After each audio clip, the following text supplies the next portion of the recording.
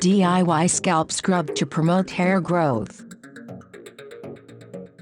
It detoxifies the skin, improves product penetration and reduces sun damage and fine lines. So, are you ready to scrub your scalp? Here's an easy DIY recipe.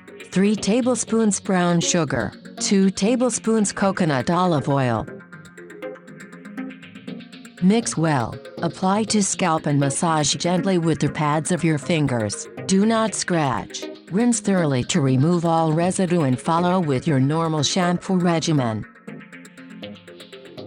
If you're pressed for time, you can mix the brown sugar with your shampoo or conditioner and massage while applying your product. Normal or dry scalp? 1 session per month will do. For oily hair or scalp, twice a month is okay.